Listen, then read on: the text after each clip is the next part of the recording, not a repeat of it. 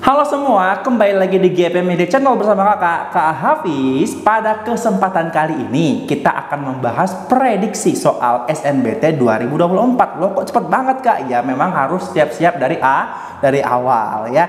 Kali ini kita akan membahas untuk materi uji literasi bahasa Indonesia.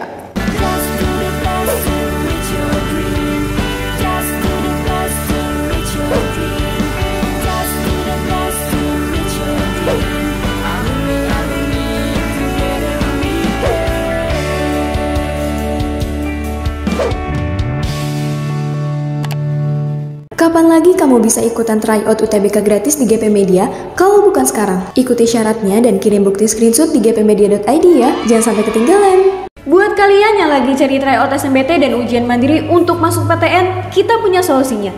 GP Media menyediakan tryout SNBT dan ujian mandiri untuk beberapa PTN ternama di Indonesia. Mulai dari harga 10.000, kalian sudah dapat ribuan soal prediksi, video pembahasan, dan ada kelas online juga loh. Yuk daftar sekarang! Oke, langsung saja kita masuk ke soal yang pertama. Pendidikan karakter untuk melawan koruptor dan kemerosotan moral bangsa terus dilaksanakan pada sekolah di Indonesia.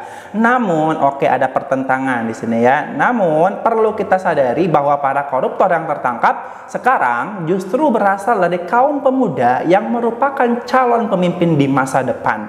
Banyak tawuran dan penyimpangan yang dilakukan oleh para pemuda sekarang seperti tindakan kekerasan, pencurian, dan masih banyak lagi. Oke, kalimat simpulan yang tepat untuk melengkapi paragraf tersebut. Nah, kalimat simpulan berarti nadanya harus simpulan ya, menyimpulkan semua bagian dari teks tersebut. Coba kita baca dari A ya. Dengan demikian dapat dikatakan bahwa pendidikan karakter masih belum efektif mengubah karakter bangsa. Oke, bisa ini ya. Coba kita keep sebentar ya. Yang B. Oleh karena itu, pendidikan karakter masih menjadi perhatian karena jauh dari harapan bangsa. Nah, ini kurang ya. Kenapa kakak katakan kurang? Karena pendidikan karakter masih menjadi perhatian tuh ya bukan merupakan simpulan dari teks ini ya. Kemudian apakah tadi ada sesuatu pembahasan tentang harapan bangsa?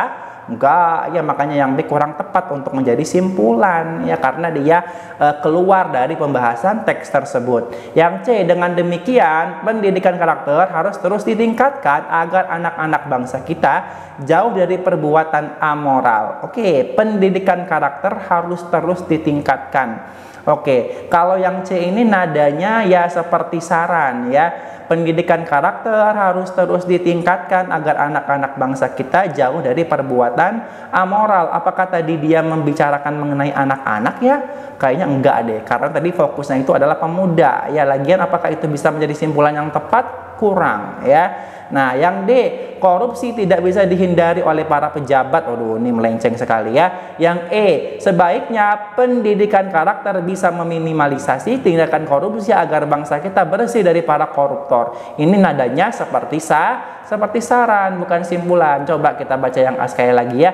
Dengan demikian dapat dikatakan bahwa pendidikan karakter masih belum efektif mengubah karakter bangsa. Nah, ini benar. Kenapa benar, Kak? Karena dari tadi kita lihat awalnya teks ini bilang bahwasanya pendidikan karakter untuk melawan koruptor dan kemerosotan moral bangsa ini terus dilaksanakan ya, terus dilaksanakan pada sekolah di Indonesia. Namun perlu kita sadari bahwa para koruptor yang tertangkap sekarang justru berasal dari kaum pemuda. Loh, berarti kalau misalkan setelah pendidikan karakter dilakukan ternyata masih banyak koruptor yang berasal dari pemuda, loh berarti bisa disimpulkan bahwasanya pendidikan karakter masih belum efektif mengubah karakter bangsa. Dengan demikian jawaban yang paling tepat adalah yang A. Oke, lanjut ke soal yang berikutnya.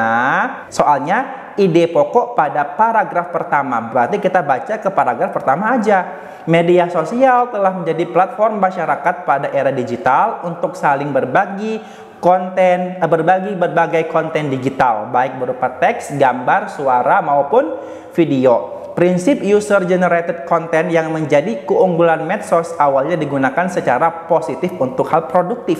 Hal ini dilakukan salah satunya demi mencari keuntungan dari jumlah rating yang melihat tayangan tersebut. Melalui prinsip inilah, siapapun memiliki kesempatan yang sama untuk membuat konten.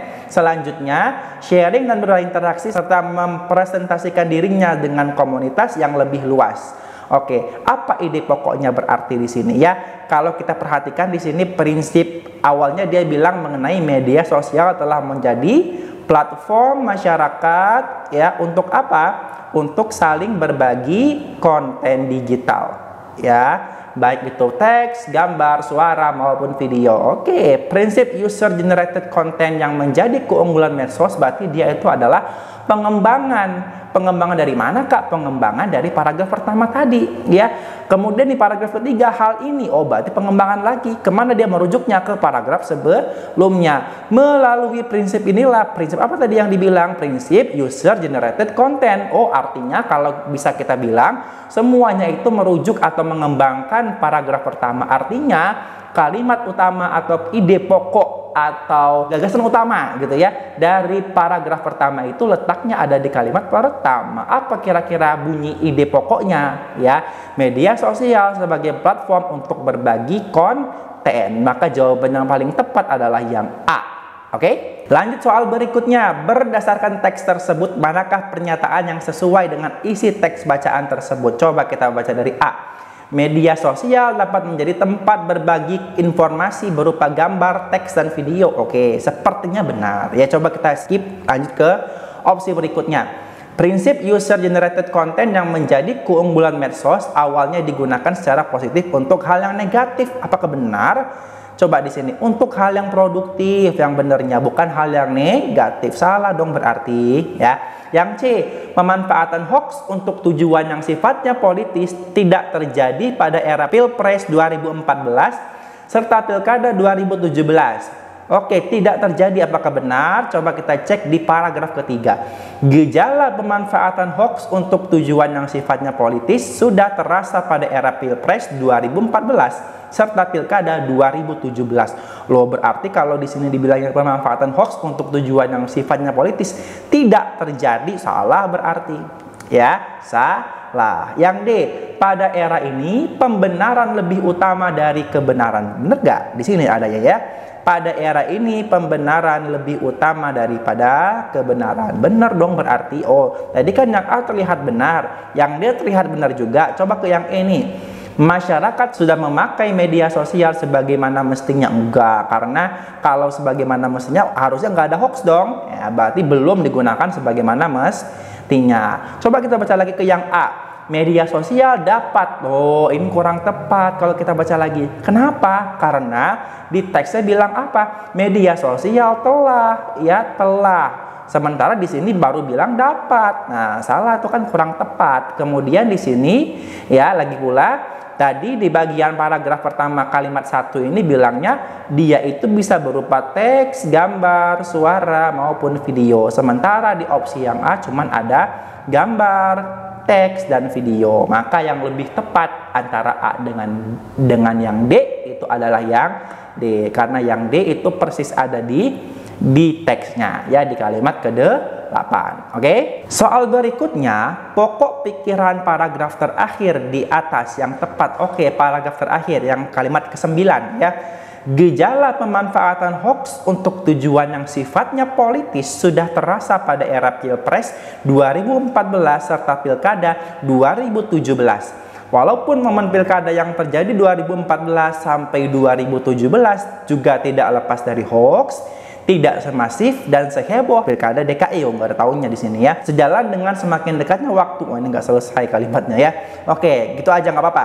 Pokok pikirannya kira-kira di mana? Ya, dari paragraf terakhir yang diawali oleh kalimat 9. Apakah dia seperti yang A? Yang A itu apa dibilangnya? Intensitas penyebaran hoax semakin meningkat. Dia nggak bahas mengenai intensitas penyebaran. Dibilangnya di kalimat pertama di paragraf ketiga itu adalah gejala pemanfaatan hoax untuk tujuan yang sifatnya politis sudah terasa. Artinya dia nggak ngomongin intensitas atau banyak atau sedikitnya, tapi sudah terasa. Berarti itu bukanlah pembahasan utamanya gitu ya. Yang B, gejala pemanfaatan hoax untuk tujuan politis. Oke, bisa ya, kita keep sebentar. Yang C, hoax tidak semasif pilkada DKI. Ini hoax apa yang tidak semasif? Ini kan ada hoaxnya gitu kan. Lagian ini bukan merupakan kalimat utama karena pembahasannya cuma ada di kalimat yang ke-10 aja, tapi dia tidak merupakan suatu kalimat yang dia dibahas atau yang menjadi tema dari paragraf tersebut ya. Yang D, sejalan dengan semakin dekatnya waktu untuk pencoblosan pemilu 2019, intensitas penyebaran hoax, ini nggak ada kita ngomongin mengenai pemilu 2019 ya. Pemilu 2019 itu bukan merupakan pembahasan teks ini, maka opsi yang D juga salah. Yang E, intensitas penyebaran hoax dalam hal politik, lagi-lagi paragraf ini dia tidak ngomongin mengenai masalah intensitas, berarti yang tepat itu adalah yang B. Gejala pemanfaatan hoax untuk tujuan politis, itulah kalimat utamanya, terdapat di kalimat yang ke-9. Oke? Nah, seperti biasa untuk soal latihan kalian di rumah, silahkan kerjakan soal berikut dan diskusikan jawaban terbaik kalian di kolom komentar. Sekian untuk video kali ini. Untuk melihat video prediksi SNBT 2024 selanjutnya, jangan lupa dipantengin terus di GP Media Channel. Terima kasih.